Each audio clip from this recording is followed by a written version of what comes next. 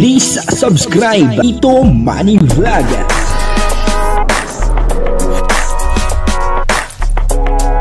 Payagan po si Tito Manny Vlog na mag-reactor para pambiling gamot sa kanya pong karamdaman. Wala man siyang records ng ng awayan.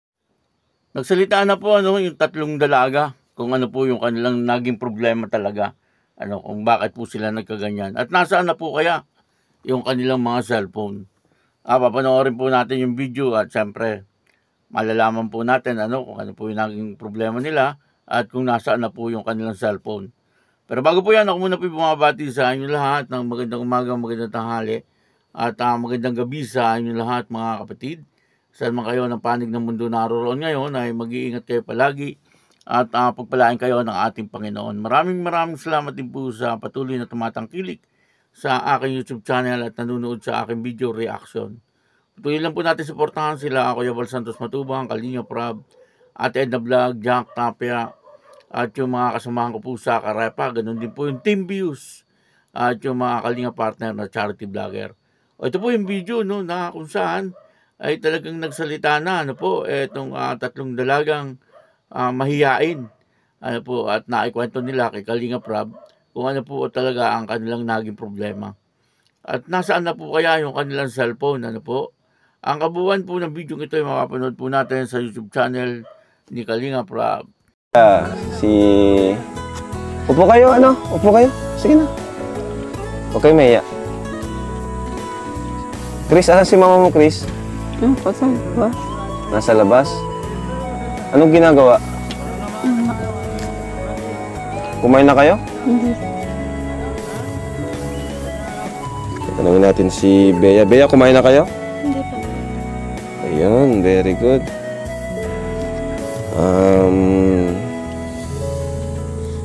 Melissa, nagkasakit ba kayo? Ha? Opo. Nagkasakit pala kayo. Kumusta naman? Okay na? Iyo. Diba? Mas okay yung ganito na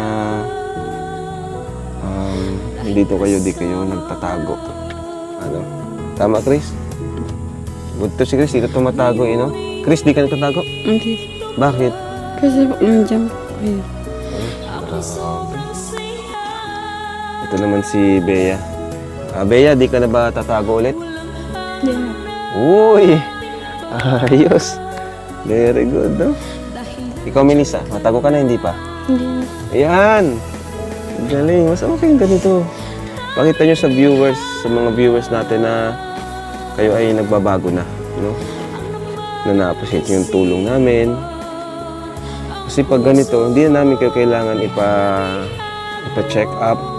Kasi karamihan talaga halos 70% sa mga viewers is ipa-check up kayo. Is ako naman, ayaw ko naman humantong sa ganun kasi pag pina-check up kayo, parang iba na Parang may sakit na kayo May sakit ba kayo? Wala. May sakit ka, Melissa? Wala. Gusto mong pa-check up? Hindi. Gusto niyo magpa-check up? Hindi po. Tamo? Sino ba naman ang gusto magpa-check up? Di ba, bro? Pag magpa-check up ka na, di mo naman, parang kakabahan ka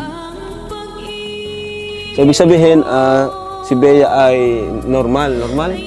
Kagaya ng ibang bata? Ikaw, Bea? Oo. So, kung ganun, di, tayo, ha? Chris, dito ka tumingin. Ang ganda-ganda ni Chris, bro? Lahat naman kayo maganda. Iba-iba lang kayo ng beauty. Si Bea, ang beauty niya, more on Asian. Si Chris, more on Western. Ito naman, more on African. So, asan yung cellphone niyo, Chris? Nasa-charge po. Saan kayo nakikicharge? Diyan po sa pinsan mo. So, Bea, anong gusto mong sabihin sa akin? Maraming salamat sa tulong. Uy. Ikaw naman, Melissa, anong gusto mong sabihin sa akin? Ganun din po. Thank you so much po. Ang galing naman pala Nag-aaral, gusto niyo na mag-aral ba ngayon? Ikaw, Melissa, gusto mo na mag-aral ngayon? Pag papasok kayo, anong grade mo na, Melissa? Ay, Bea, grade 5 ka?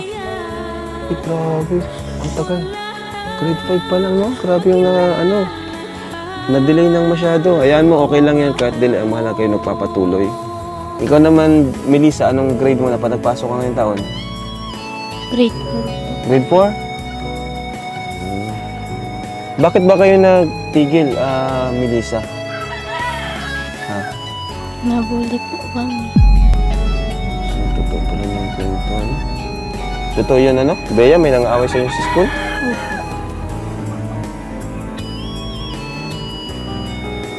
Ikaw, Chris, ba't di ka pumapasok? Pumasok ka rin. So, anyway, gusto ko rin na makapag-aral kayo. Ano? Dito kayo tingin sa akin. Yan, ganyan, yan, harap. Harap lang. Yan. Gusto ko rin makapag-aral kayo. Nandito naman ako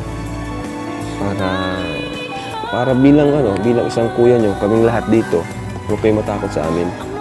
Kasi kung ganyan kayo, hindi na namin kayo kailangan ipa-check up pa. Kasi naniniwala ako na okay naman kayo, nahihiya lang kayo, or hindi ko sure kung ano yung nyo, nararamdaman nyo tuwing nandito kami. Nahihiya lang ba kayo? Bea, nahihiya kayo? Wala nang iba. Galit ba kayo sa amin? Hindi pala. Ikaw, Melissa, nahihiya ka lang. Galit ka sa amin, hindi? Ikaw, Chris, galit ka kay Kuya Rab? Hindi. Anong gusto mo sabihin kay Kuya Rab? Salamat po sa nagtulong sa kanya. Sarmunya. Hindi ko lang. Nalulungkot si Chris, oh. Malungkot ka, Chris? Hindi po. Anong gusto mong pasalubong? Itayin natin si Bea. Ikaw, Bea, anong gusto mong pasalubong? Kahit ano. Kahit ano? Ikaw, Melissa, anong gusto mong pasalubong? Kahit ano po. Kahit ano? Gutom na ba kayo? Hindi pa? Anong kinain nyo kanina umaga? Wala pa kayong kinakain, Bea? Ay, kanggus. Yung mga kalingap, mga talim nila. Kanggus. Nay, halika, Nay. Okay na pala sila, Nay, no? Sinabihan niyo po. Pinagsabihan niyo po, Nay. Andiyan na kayo, Nay. Upo na lang kayo dyan, Nay. So, Nay, kumusta po kayo, Nay? Buti naman. May karamdaman pa po ba kayo? Wala na. Okay na. So, Pasensya na po pala, Kuya Rab, yung pagpunta po dito ng magulang ninyo. bakit? Kasi po, mali yata yung sagot ko ay kasi madami po kasi ako iniisip na problema. Ano ba yung sagot niyo po sa anong Kasi po, tinanong niya po ako kung saan galing yung cellphone. Mali po yung sagot ko, sabi ko sa pinsan ko. Sorry po, hindi ko po Di ba bigay ko yung sinasadya. cellphone, ano?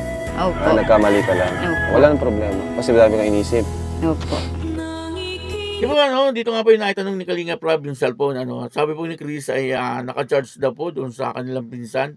Parang sabi nila wala naman po silang kamag-anak dyan. Pero hindi po natin alam, baka meron po talaga silang pinsan, At doon po naka-charge daw. Maganda po, na naandun pa po yung cellphone at nagagamit po nila.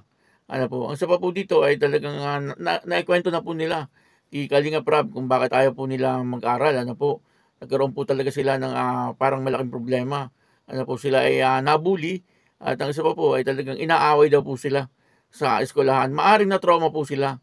Kaya ang ginawa po nila ay hindi na po sila nakikipag-usap sa mga tao at sila na rin lang po ang nag-uusap.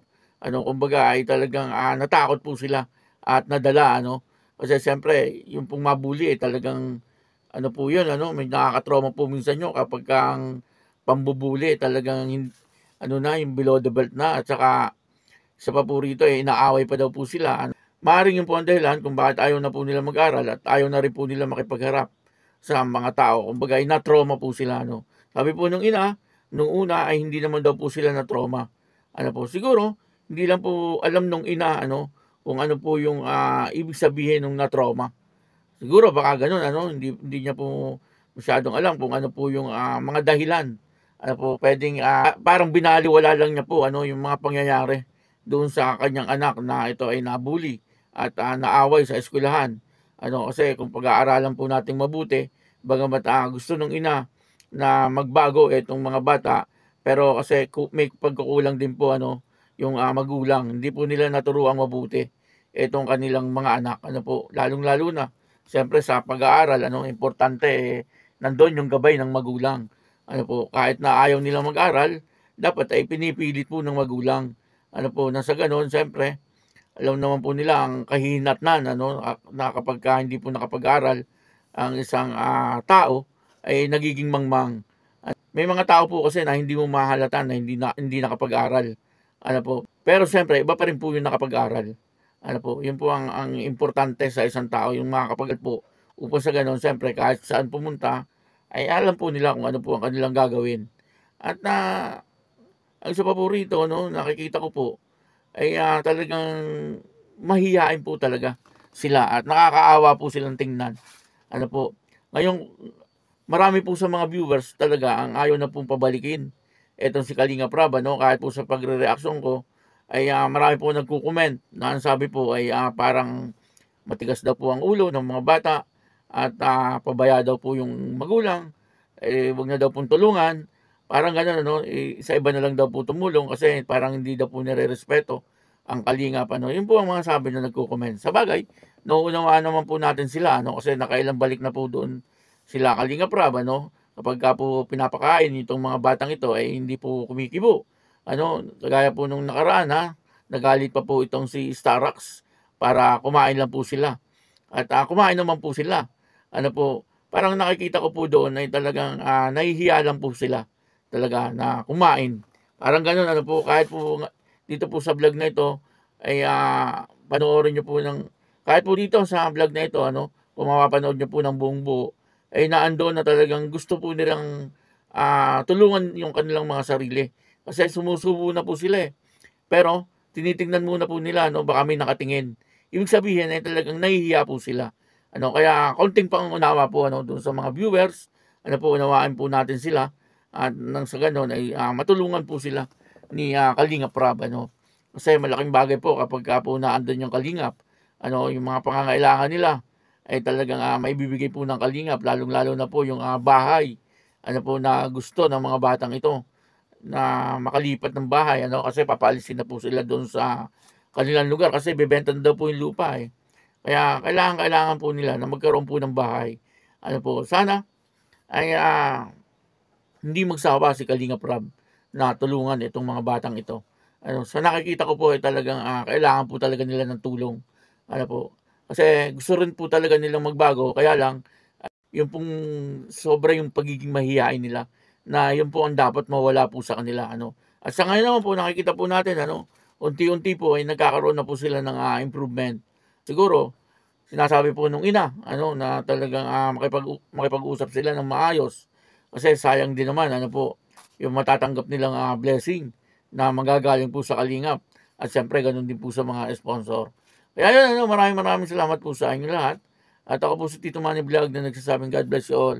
Diyos mabalos.